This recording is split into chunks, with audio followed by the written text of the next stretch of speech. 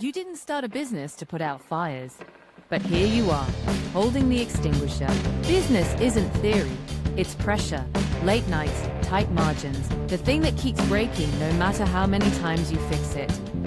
When the room's on fire, the amateurs shout, the pros stay calm. That's the Fixers and Founders way. Part discipline, part rebellion. We walk into broken systems, find the pulse, and make it run clean. Because calm isn't weakness. Calm is a strategy. We're operators, builders, problem solvers. Born from the grind. Built for the builders.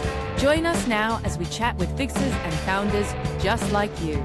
Let's jump in. That's the other good thing about doing podcasts that I tell everybody is, man, you get free video shorts that you can use. Yeah. Although the problem is I'm a talker and I'll start talking. I'm like, I'm trying to get to the place I'm going. And I'm like, that's what I'm trying to be like succinct. And I'm not the greatest at it. So just so you know. That's all right. And I need like better setups and amazing microphones and cameras like y'all have. I don't It's have just anything. a prop. Got our Yeti cups too. Oh, wow. That's awesome. The branding. That's Pretty amazing. good for like a month. Welcome back to Fixers and Founders, where vision meets execution. I'm Tony. I'm Forrest. And today's guest, Lizzy Blasko, Fractional COO and Integrator. She's the one you call when your business is ready to grow, but stuck in the grind. Lizzy partners with founders to bring clarity, discipline, and follow through. She runs EOS like a pit crew, coaches leadership teams, and frees the CEO to work on the business, not drown in it. Her track record, small biz ops, startups, HR, nonprofits, she's seen every angle, and she shows up with part-time hours but full-time impact. If your team needs alignment, accountability, or just a kick of operational horsepower, this is the episode you've been waiting for. I'm Tony. I'm Forrest. This is Fixers and Founders. Let's get to work. Now, Lizzy, your first podcast episode is today. We're excited to have you here. Just keep that in mind. If you want to use that intro, it's $39.95 per month, and you can use it on your LinkedIn profile. I was like, I need to hire you. That sounded amazing. That works good, didn't it? Didn't it sound good? Tony does a great job of that. All right, let's jump in. Did you always find yourself as a fixer, or is that something that just happened by accident? How did that come about in your life?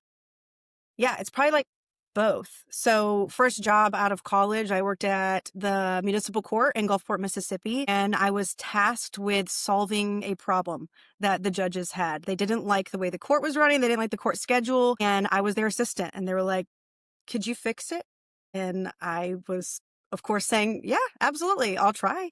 I worked with them in partnership. They had a clear vision of what they wanted it to look like, how they wanted their courtrooms to operate. They didn't know how to do it, how to make it happen. And that's where I found myself somehow understanding how to make it happen. I didn't have any language. I didn't know like, oh, we need a scalable process. Like I didn't have any of that. It was simply kind of tapping into natural strengths and interests that I had. And what's fun is that was over 15 years ago. And the systems that I put in place are still in place today. See, that's awesome. That set me on a path to, I realized I enjoyed it. Look at that. There you go. That's awesome. So Yeah. you truly are. I was talking to somebody earlier over lunch, and you are a representation of what I keep coming across, and I found myself at the same place. You're a closet integrator. You were an integrator before you knew what an integrator was, right? Exactly. Yeah. That's cool that the processes are still in place as well. So speaking of processes and things like that, so how do you keep your team aligned when the vision and operations are pulling in two different directions? Not that you've ever experienced that before, but Right, exactly. hypothetically, AKA every day.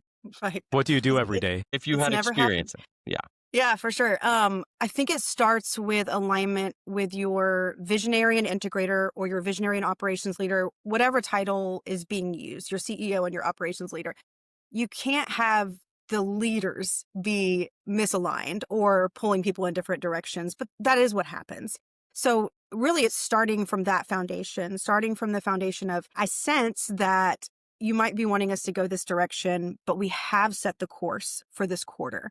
I love the 90-day world. I love EOS. So I would always return to what is the vision? We want to achieve the vision. We're dead set on achieving that vision and our 1-year plan. But in order for us to achieve that 1-year plan, we've got to break it down into these bite-sized chunks, these 90-day projects, in a sense, these rocks.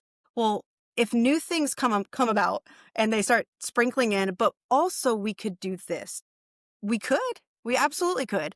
Do you want to give something up that we've already assigned our people to, that we're already working on? We can swap it out if you'd like to. Well, no. We don't want to swap it out. Okay. Then let's put that on a list. Let's revisit that idea that you had. So sometimes it's an idea. Other times it might be just, I think we should go, we're agreeing on the goal, but they have a different way of getting there. And I'm always open to that. Like the visionary generally has creative ideas. So I would say bring it to the leadership team meeting. If there's a better way to get there, we absolutely want to go the better way, but we don't want to go quietly behind the scenes, taking a different route. We all want to be aligned, going in the same direction. That's the only way we're going to achieve goals. If we head in the same direction, rowing together. I like what you said about the And eliminate all of this. Yeah, eliminate Yes, that. there you go. How many props do you have? Don't make me push it. We're only Don't make me press it. Only on 2 episodes. So with respect to the long-term issues, I like what you said there. So tell us a little bit about that long-term issues list. How do you use that within the context of working with your clients? Yeah, absolutely. The good news is that no issue they bring up has to die. And I think that's very comforting for a visionary or a CEO to know.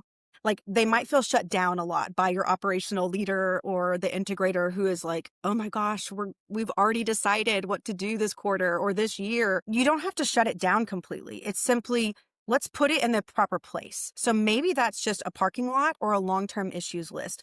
When we have time, and hopefully every quarter, we will revisit that list, assess if something on the long-term issue list, actually, now that's a short-term issue. We do need to solve that. It's elevated or it's become an issue that we're talking about regularly. Let's go ahead and move it and address it. So nothing has to die. And I think that's very comforting for a visionary to hear.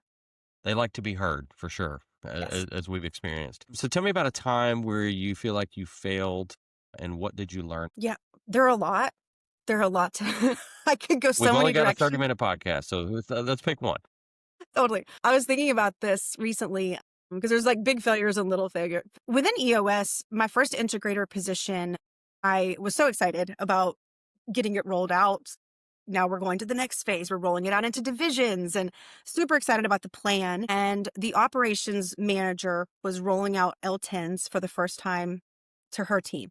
The team was not receptive, as somewhat expected. What is this meeting? Why are we in this? Why do we have to follow this cadence? All the things. And during that meeting, being a person who is very intense and also has like no patience, I took over. I basically took over, started explaining. She was trying to explain the different components of the meeting, of EOS, doing it in the way that she wanted to do it.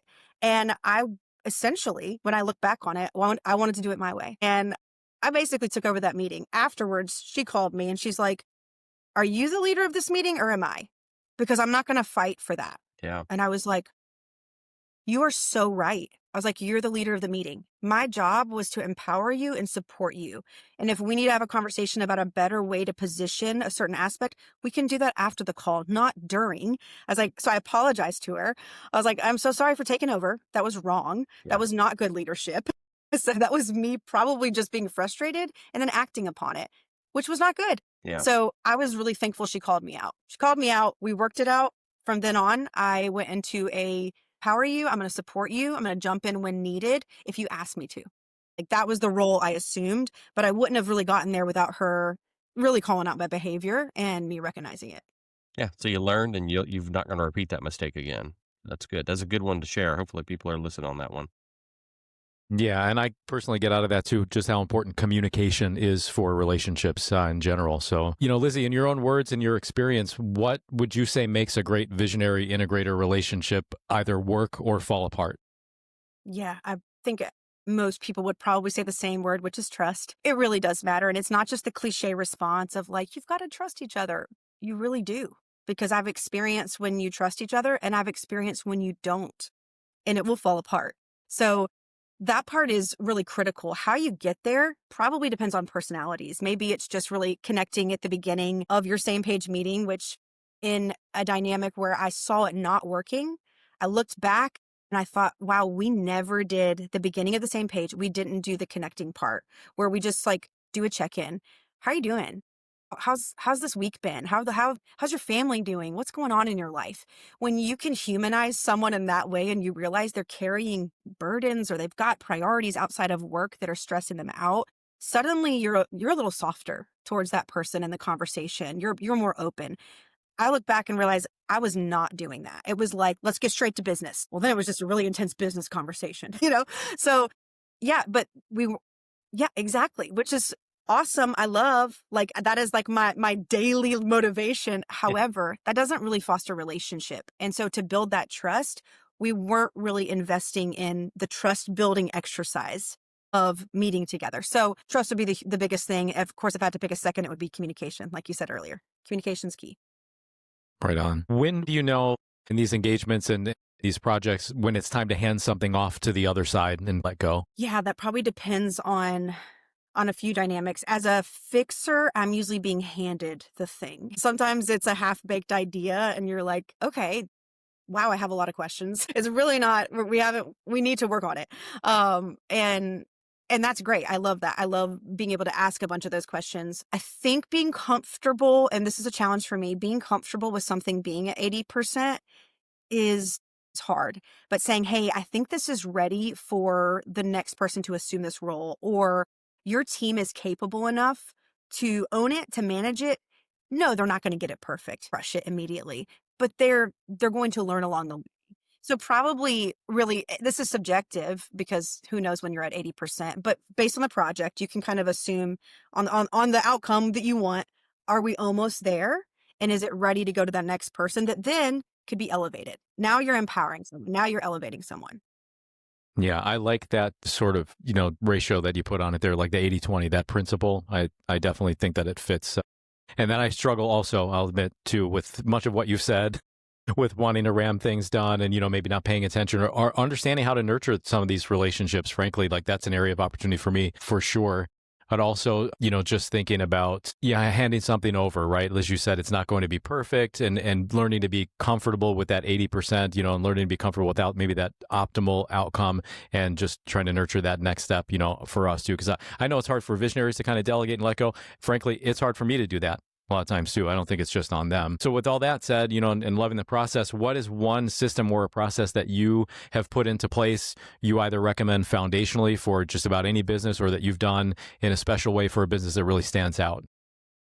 Yeah, I think it would have to be the right people, right seats concept that EOS has termed, but also comes from that good to great Jim Collins concept as well. You got to have the right people on the bus. The thing is, no matter what metrics you have, you could have the most robust scorecard. It's beautiful. You're measuring the right things. They're all leading indicators. If you don't have the right people to actually get it done, to check it off every week or every month, or like they're crushing it, doesn't matter. It's just a scorecard now. It's not alive. It's not driving the business. It's not driving accountability and results. It's the same thing with processes. You can have them all live in a beautiful place and they're perfectly designed, but no one follows them. Doesn't matter. So I know those feels. Yeah. It all comes down to people. So if you have the right people that embrace your culture, that live the values every day, and then you have they're in the right seat, they get it, they want it, they have the capacity to do their job, that is a game changer. And I've seen light bulb moments with visionaries where they're like, I know my people well. I had someone tell me that recently. They're like, I think I could probably answer all those questions pretty quickly. Well, when you actually break it down and look at it, and we went one person by person, it's like light bulb moments. We're like, if we could move this person to a different seat, I think everything would shift. Or this person, if I'm being honest, they're a cancer in our company. Okay, that's a big statement. What are we going to do about it? Let's come up with a plan together to fix that. That's the kind of light bulb moments that visionaries can have and leadership teams can have when they really assess it from that angle and not just like, I know my people. Well, there's a structure and a way to go about it that will empower you and allow you to actually move forward well. Yeah, that accountability chart is a powerful tool. I've experienced it myself with using it to refer back to where you find a problem in the business, you can relate it back to somewhere on the accountability chart. Somebody is not doing something or not doing something well. So, Want to hit her with a wild card? yeah, which wild card we want to do? Dealer's choice. Dealer's choice. I'll go after you. All right. Uh, Lizzy, if you could talk to your younger self, now, and whatever that means, is that a 21-year-old, 22-year-old? I don't know what the age that is, but what is your younger self? If you could go back and talk to your younger self and give your younger self some really, really great advice, what would that great advice be? I think when it comes to my professional life, something that I have more in the last few years realized and embraced is that your career is a great adventure. And when you can see it as an adventure, it kind of takes the pressure out of it. Because with adventure, there's unknowns, there's highs and lows, there's setbacks. Like no great adventure movie is like, here's the roadmap, and they started and they reached their destination. Hmm. That's not a great movie. It's not a great story. Yeah. So the story of your career and of the journey that you will take will have unknowns and will have twists and turns and setbacks from your own doing and from unforeseen circumstances that you could have not predicted. All of those things create this amazing adventure with career. And I've gone back and rewritten my career story in a sense with a mindset of this is a journey and it's a great adventure. And I see the future that way as well. So it's not as intimidating or as maybe anxiety inducing when you want to achieve something and I need to reach this level of whatever you're aiming for. I'm a very ambitious driven person. It alleviates that of like, wow, what a great adventure I've been on. And I'm excited to continue it. That sounds like an awesome LinkedIn post that you should do. Wink, wink, nod, nod. How your There career you is go. an I love it. adventure. I'm telling you, you came up with some content already. All right, Tony, back to you. What do you That's got? excellent. I appreciate that great mindset, that positive outlook. You know, it reminded me of one day Forrest was maybe not having the greatest day. And what did I send you, Forrest? You probably don't remember. I sent you Debbie Reynolds singing Chin Up from the Charlotte's Web soundtrack Yeah, I do remember on that. YouTube. All right. Hey, speaking of joy, Charlotte's Web brings me joy. It's a great story and great film. What is something small in your daily life, Lizzy, that brings you an outsized amount of joy? Doing podcasts for the first time. That brings her Yeah, joy. doing podcasts. Like a couple of things. I got married later in life. I was 37 and my husband has 2 kids. So I got to, get this family. I have 2 step kids and a husband. Buy one, And get two free? right, exactly. I always tell them, I'm like, y'all, I got the best deal. I got this little family that came intact. It's amazing. But I think the greatest moments of my day are when he comes home from work, because I work from home mostly, and when they come home from school. Because I have this thing that I look Amen. forward to that I never looked forward to before because I didn't have it in my life. And I realize how special it is and how it's just these little moments, those like bright moments. That's not professional, but those are things that I look forward to each day is all of them coming home and being here with me. I love that. That's awesome. That's good. Yes, indeed. Great conversation. Before we end the chat, where can folks find out more about you, Lizzy? I know I dropped your email earlier. Anywhere else, your LinkedIn's, whatever you want to drop here, they can get in touch with you and learn more about you and connect with you. Yeah, absolutely. LinkedIn is a great place. LizzyBlasko.com, and my email is Lizzy@LizzyBlasko.com. Any of those options will work, and I'd be happy to get in touch with anyone who's interested. Thank you so much. For Awesome. coming. We'd be happy to have you again. Yeah. Yeah. Been a great conversation. Anything you'd like to add for us before we split and head out to the weekend? No, I think it's great. Thank you, Lizzy, so much. And you did great Yeah, on thank your you. first podcast. Go do some more. Thank you for the encouragement and the push. I appreciate it. All right. Good deal. Oh, my darlings, look at you. Still here with me till the end. That's how I know you're one of us. The fixers, the founders, the ones who build in the chaos and still manage to laugh through it. Drop a comment, share your sparks, and connect with each other. This is where the net weaving begins. Like, share, and subscribe to keep the fire blowing. Until next time.